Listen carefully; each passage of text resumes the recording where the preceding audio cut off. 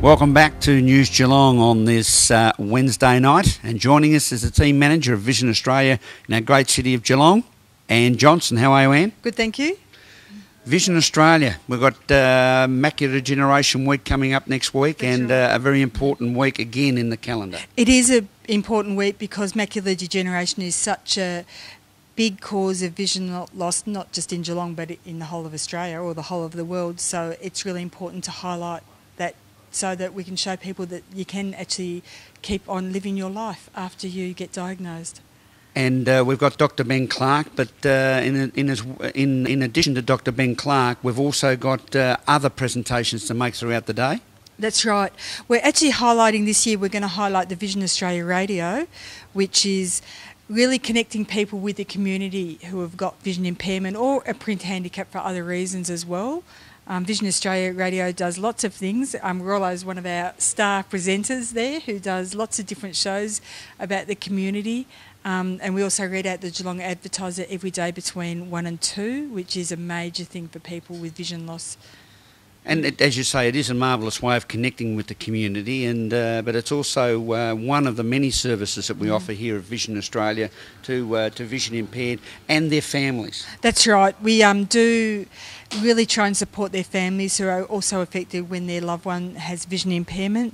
I mean, it's supporting parents, of course, but also wives and husbands of people with vision impairment and their families is really important. Vision Australia will look at making sure that people are connected with the community, not just by the radio, but also whether they're safe walking about. So we've got a mobility instructor that helps people get on and off buses. We organise taxi passes, travel companions if people are eligible, or even monoculars so that people can continue playing bowls or golf or whatever they'd like to do. So lots of things just to keep people in the community, besides just helping people to read more. One of the great initiatives we had in recent times is the facility of what we call audio description. You might like to explain that to our viewers. Yeah, lots of people love the theatre, and audio description is really, you wear headphones and you can go to the theatre, and in breaks in the conversation there'll be volunteers that describe what's going on the stage. So they will see like if someone's dancing, they will say someone dancing, so that you actually don't really miss too much. It's described later, and we're looking at doing that for movies as well soon. And these audio description people that volunteer are specifically trained, and they're seated in silent rooms away from the rest of the theatre. That's right. So we don't want to interrupt the theatre for everybody else who's there. So you'll have earphones on, and the people who are describing it are in a little room at the side. And they actually go and watch it 2 or 3 times before, and write lots of notes, so they get really good at doing that. And one of the very strong themes that we've had at Vision Australia is the world of two important elements I'll use: the world of inclusion and the world of independent living. That's right. I think we used to say that we help people that make the best use of their remaining sight, but that's actually a bit of a negative thing, because we're sort of saying this is what you've got, make the most of it. But what we're trying to say is that vision loss shouldn't interrupt you doing whatever you want to do, and there should be ways to keep on doing what you want to do. Obviously, the big exception is driving, but there's other ways to get from A to B besides driving. But hopefully, to continue working where you are and to continue doing your recreation and social things that you like to do, participating in the family, being independent in your home. There should be ways around doing that. People with total blindness live really full lives in the community. How long have you been involved in this activity, Anne? Vision Australia, I started off as an orthoptist in Warwick-Nabil, would you believe, about 14 years ago, and I've been in Geelong for the last 13 years. Yeah.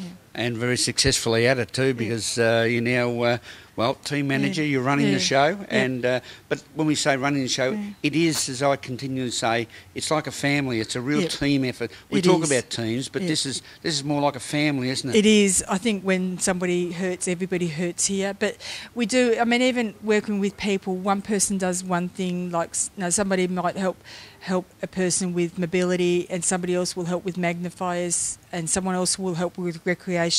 No one person does everything. We're all parts of a whole, and we all need each other. Everyone joins in the job at reception. It's not just one person's job, and that's the way we operate together as a great team and family here at Vision Australia in Geelong. And it's a pleasure to be involved here. We've got how many over what 120 odd volunteers?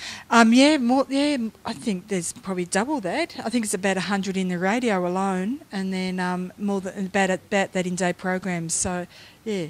It's a lot of people. The volunteers are amazing. Just without volunteers, we don't function. And so if anybody wants something to do in their spare time, come and see us. But volunteers keep day programs going. They keep the radio going. There's 1 2-day-a-week staff person for the radio, and the rest of that is totally volunteers. Yeah. And the day programs, we run them all around the city? That's right. We've got them 5 days a week. So we're 3 days on site, and then we have 1 at Norlane and 1 at Leopold. And really well attended. About 120 people each week. And don't they love their activities? They do. Actually, Thursday day programs is a whole lot of ladies that just love getting out, and they go op shopping. The aim is to eat at every pub in Geelong, and so they're doing this massive pub crawl, and they're an amazing lot of ladies. They certainly are, and they also enjoy all different forms of craft and woodwork and the like. They do. Silk scarf painting. Lots of things, gardening, discussion groups, crosswords, lots of things. And we also have Telelink for people that can't get out.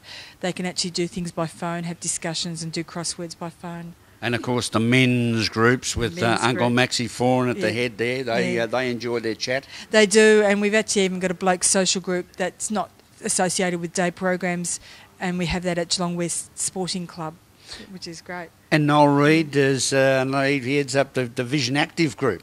He does. Yeah, Noel Reid does lots of things in the community, and the Vision Active, is that the one on the radio? Yes. Yeah, Thursday, that's right.